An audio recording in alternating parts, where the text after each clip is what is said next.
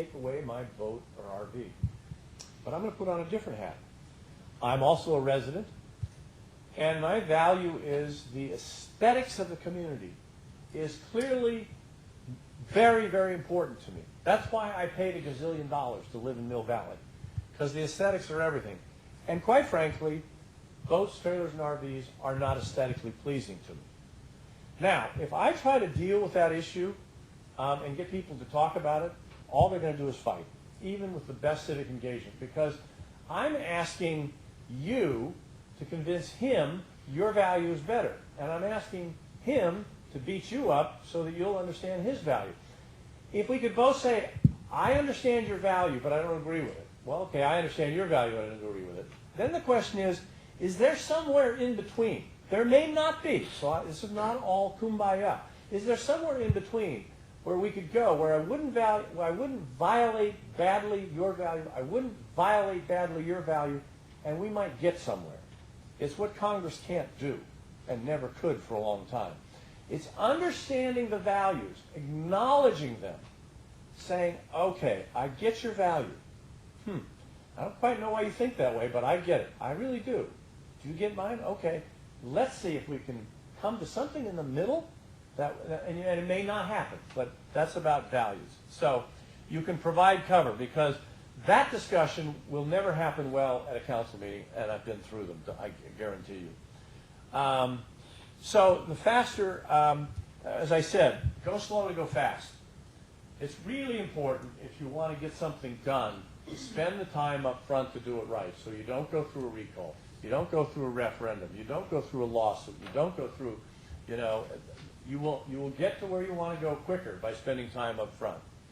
Lower chance for blowback. By that I mean people don't say, oh, that was terrible, why did they do that? And you almost rework the issue. After you've worked it and voted on it, the whole community is reworking it again. And it's a diffusion to the next issue you're trying to move on to. You will get more creative decisions. One of the things that is really important to me when I talk to staff, and I'm going to talk to you as residents a little bit, is you all bring a lot of skills to this table. You guys, some of you folks have been CEOs, maybe CFOs, CIOs. You may have been mid-managers, supervisors. You're a nurse. You're a carpenter. You understand architecture. I don't know. You bring a lot of talent. And if we as staff will admit that you bring a lot of talent and you can make our ideas better, we're going to get a better idea. However, residents, staff is smart too, and they come with bright ideas. And if you admit that they have bright ideas, and I'm willing to consider their bright ideas, but I'm going to add to them, then we get better decisions.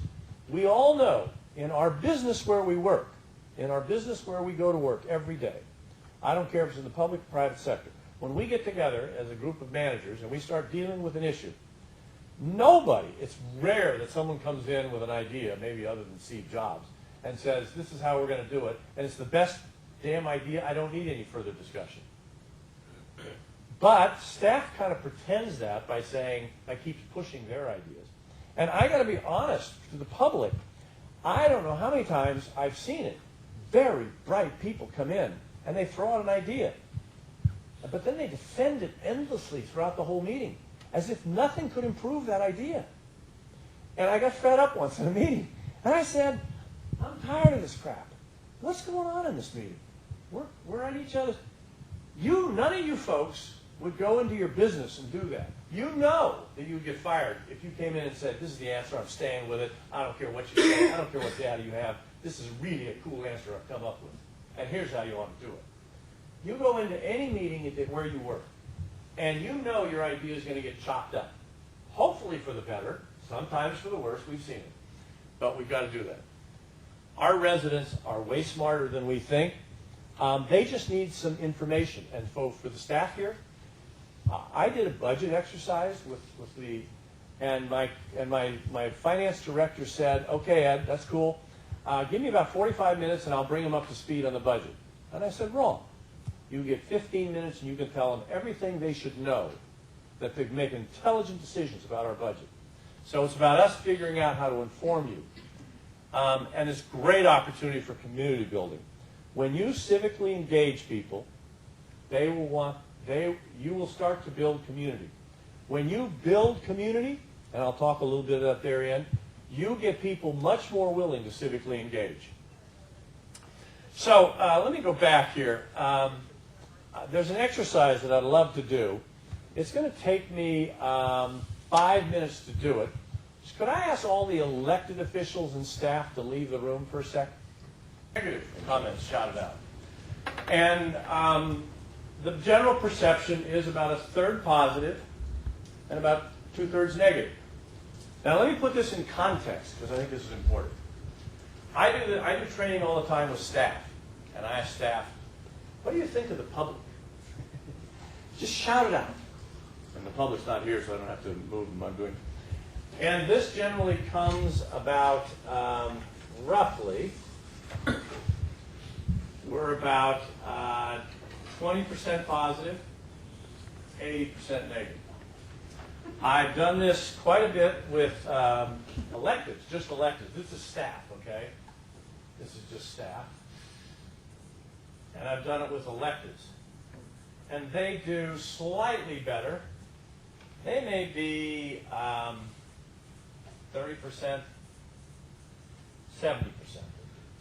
Here, non-elected staff is bringing us down. we were 33%, 66%, roughly. Why do I do this?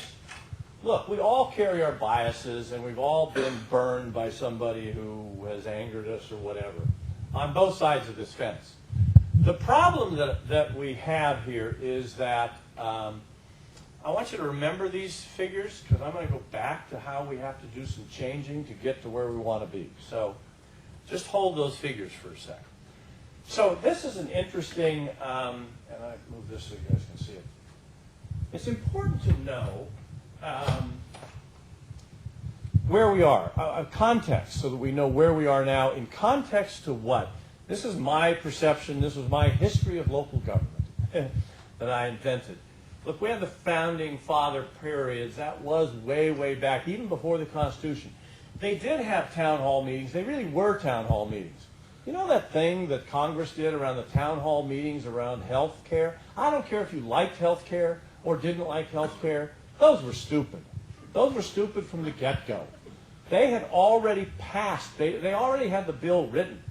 And congressmen came out either to get beat up or defend it or to beat it up, right? It was a theater. It had nothing to do with a town hall meeting. We always have these town hall meetings. They're not town hall meetings. This was a real town hall meeting. People came off work. They would meet. They would figure out and fix the problem, and then all go back to work. The public was very community-minded and very involved. Now, we're talking smaller. I understand that. And we're talking way back in our history. I understand that. If you look at the mid-'80s and '90s, cities as they began developing got bigger. Bosses took over. Tammany Hall, Huey Long, the Daily Machine. We had bosses everywhere, right? And the bosses really did control everything. And I'll tell you, the public was very perceptive that you didn't mess with the boss. You didn't mess with the controlling party because you wouldn't get services if you did. So we had political bosses kind of running the place. And we as residents were pretty well controlled by the bosses. We didn't cross them. You're not going to do that. It was very powerful. The form of government that you have, called a council-manager form of government, came out by a group of businessmen who were upset with this because they couldn't do business because idiots were being hired who were nephews and uncles and stuff, and the staff was incompetent, to be honest with you. And they let contracts to their buddies, but not to who they should do it.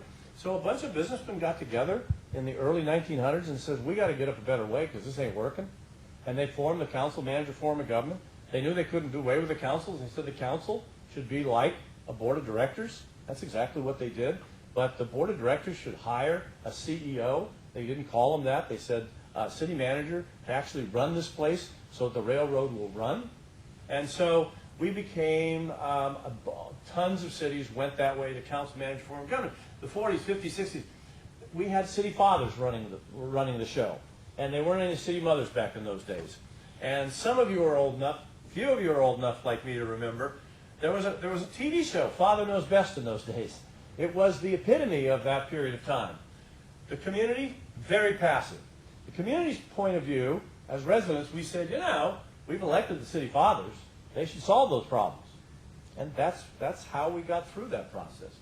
From the 70s on, I think we as residents have formed what I consider the vending machine form of government. And let me describe it to you. Just like a vending machine, I'm a resident now. I'm not a city official or anything. I put my money into the vending machine. I know what I want, what service I want. I know how I want it. I know when I want it. So I pull the lever.